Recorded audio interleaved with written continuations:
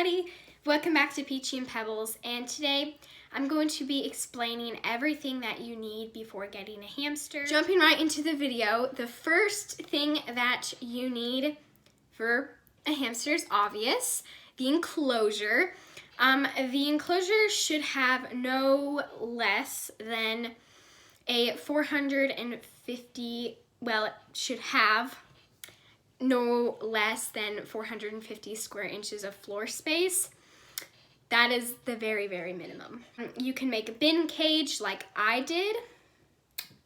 My cage right here is, I think, a like 470 around that area square inches of floor space. But you can make a bin cage, you could DIY, and there's a lot of other like ways that you can DIY your cage, or you can buy your cage. I know Night Angel has some pretty nice big enclosures that you can get for a pretty good price. So that is the enclosure. The second thing that you're going to need for a hamster is its wheel.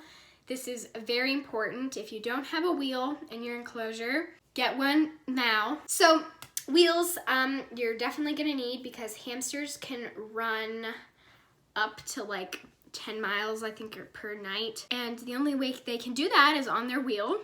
Night Angel, the brand, has these wheel pedometers that you put on like their brand of a wheel, and it calculates how many times the wheel goes around so that you can track on how much your hamster is running. But anyway, dwarfs need no smaller than an 8-inch wheel. 9 to 10 inches is more preferred. And Syrians should have no smaller than a 10-inch wheel.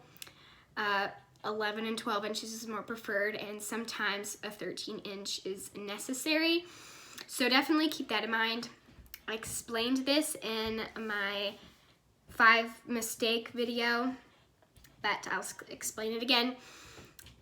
If their back is curving, that is not very nice. It's painful, and that can cause a lot of back issues later on in the future.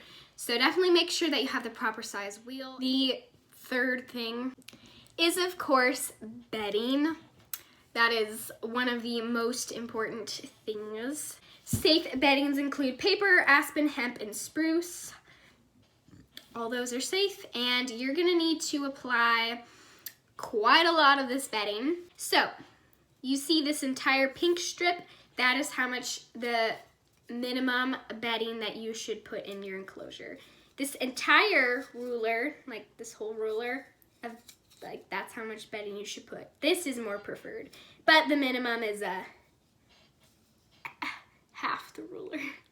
So you're gonna need to put that much bedding in, and after you buy all that bedding to put 6 or more inches in, you're probably not gonna ever have to buy that much bedding again.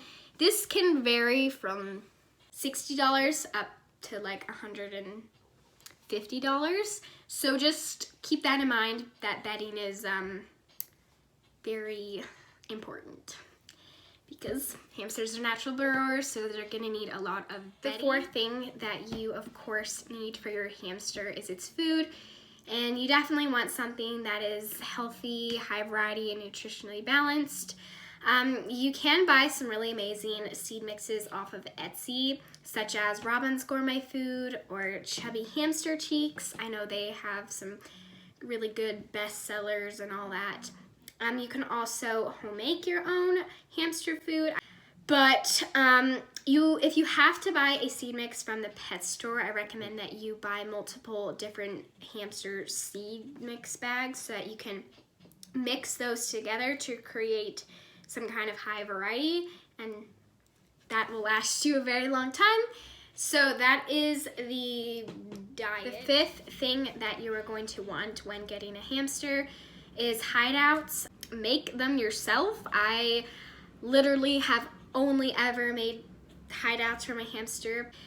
And then you can use like candlelight, I forgot what they're called, your hamster is going to need a place to sleep, and I definitely recommend having more than one so that your hamster can choose which one they like best. The sixth really important thing that you should have in your hamster's enclosure is a sand bath. The sand that you use should be play sand, like kids' play sand is really good. Just make sure that you sift through the play sand before you put it in their enclosure because they have tiny rocks in them, so just make sure that you sift through that. So definitely sift through that first, but kids' play sand is really good, and also reptile sand with no calcium added is also a really good one. It's probably a little bit more on the expensive side. And also small pet sand is a good one. Just make sure, again, no calcium added. And the container that you put the sand in can literally be anything. There are specific things that you can buy where it's a sand bath, but you can use like any plate. You can use a bowl, you can use a plastic little tray. You can use a lot of different things, and a lot of those things most likely are at the dollar store, so those are also some cheaper options for you guys. And yeah, your hamster's definitely gonna need a sand bath because that is how they clean themselves. You definitely don't wanna put your hamster underwater. So that sand is how they clean themselves. So you're definitely going to need a sand bath. The seventh important thing that you should have in your hamster's enclosure is platforms. When having all that bedding, you're going to need platforms to set heavy items on, such as the sand bath or the wheel or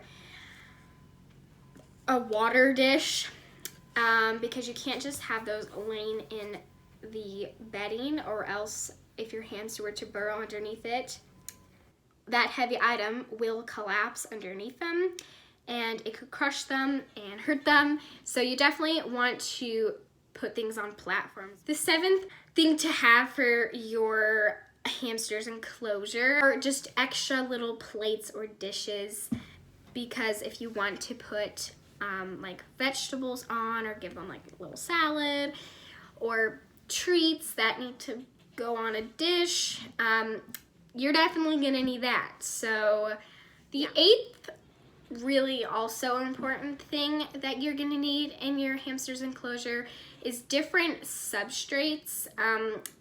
There's a lot of safe substrates out there, but it gives them a different texture to walk on, so they're not always walking on bedding. And sand does count as a substrate, but you're gonna need something else other than sand. Right now, I do not have a substrate in my enclosure for Pebbles. I did, which I'll explain why I don't have it anymore. But safe substrates can include cocoa fiber, cork granules, aspen, beech chips, applewood is safe, birch, I think, yeah, birch is safe. But those are all great options. And oh yeah, sorry, and corn cob also can be read as K-cob. If you hear the wind, I apologize. It's like whistling through my window, so I apologize about that.